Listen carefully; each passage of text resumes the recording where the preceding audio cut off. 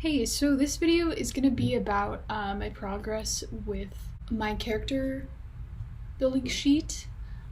So a really big issue that I've been running into for the past couple weeks with my boyfriend who's helping me out with this is I and generally in the class really like the idea of creating a random aspect of the character building process to kind of set the player up in the beginning with an unfair start than other players.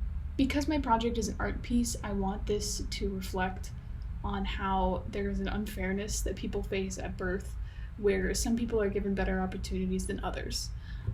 The argument that arises in the building process when you're working with another person is that, from Ben's perspective, that doesn't really add to an RPG, and it wouldn't really have a good draw. Like, it may frustrate the player, but I think that's what would make it stand out. So we've kind of been going back and forth for weeks about what we could make random that will satisfy his idea of a good RPG and my thoughts on classism and ableism and all the deep stuff that I want my game to have. So after hours of long conversation and a few friends in the room with us bouncing ideas, we finally settled on an idea, and I'm going to show you a video that I recorded of him stating our idea, just so we remember it for the future. Hi, I'm Ben. The source. Oh yeah, what if the different factions, like deity factions, give you magic and that was randomized? And what did you say with the rich people? Like, be it angel magic as a rich person? Yeah, certain kinds of magic would be stigmatized even though it's randomly distributed. There would still be, like, rich people getting angel magic would be like, they worked hard for it, and a poor person would be blessed, or the chosen one.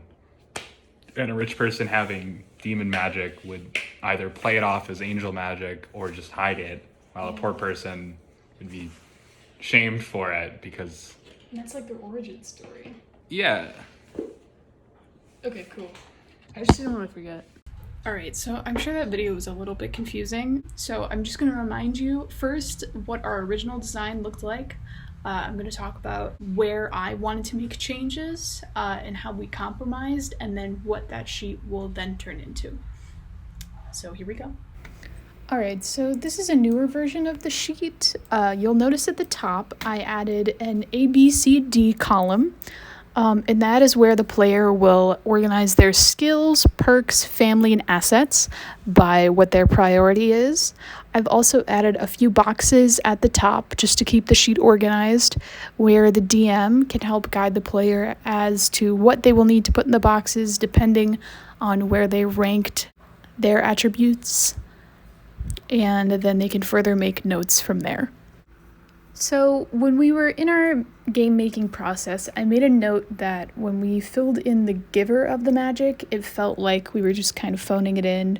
We were just kind of conjuring these beings from other games that we'd played. We didn't actually have any original ideas for who was in our world and who was the source of this magic.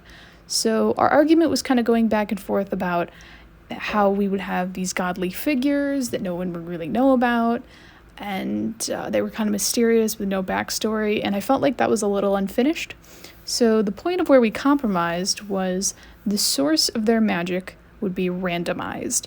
So it would be very closely tied to where you rank your attributes. So let's say we have some beings in the world that are devils, and then we have some beings in the world that are angels. So if a noble got their rich person magic from a devil, it kind of causes the player to want to hide that, or maybe they're even proud of that and they show it off. But that would add a lot of depth to the character, and I think the giver of the magic could definitely segregate the world into what's unfair and what's fair. The player does not choose where their magic comes from. They just have to work with where they got it and learn to accept that, or maybe brag about it. And you'll see at the end of that video, I was saying that it was kind of giving the player an origin story, and I believe that that is the underlying idea of what this randomization could do.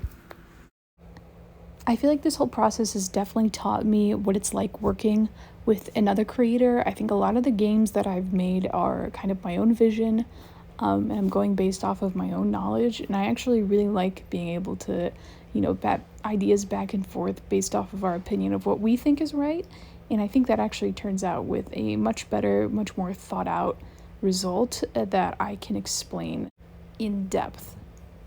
So I think what we can learn from Ben and I's back and forth argument about what is fun about having something in your life randomized in character creation, and what is thoughtful and what will make the player want to learn more about themselves and the world, is exactly what's discussed in Chapter 5, Balancing Work and Play.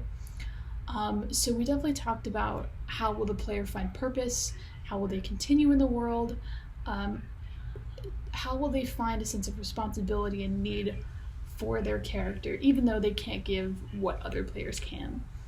And I think that in our creation, we really wanted to focus on a sense of discovery in play that will draw the player along, discovering what they can and cannot do that other players can or can't, will be what draws them through. So that's definitely something that I learned from Chapter 5. It was a big part in our creation process and editing process. So, thank you for watching. Stay tuned for my next iteration. It'll be a good one, hopefully. I haven't started it yet.